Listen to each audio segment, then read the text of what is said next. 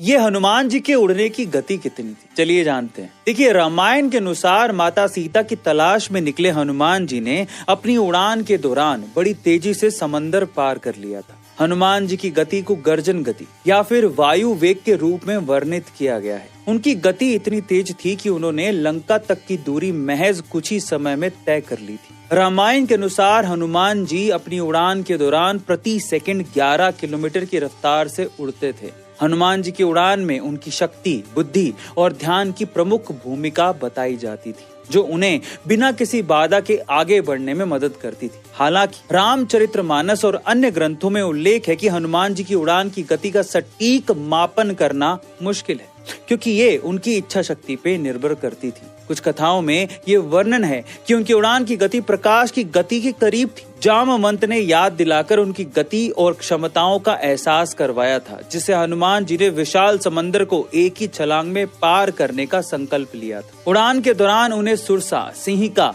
और अन्य राक्षसों ने रोकने की कोशिश की थी, लेकिन उनकी गति और चतुराई से वे सभी बाधाओं को पार कर गए थे। रामायण में उनकी उड़ान को अपार बल और अद्वितीय गति का प्रतीक माना गया है, जो श्री राम के प्रति उनकी निष्ठा और सेवा भाव को प्रदर्शित करता है।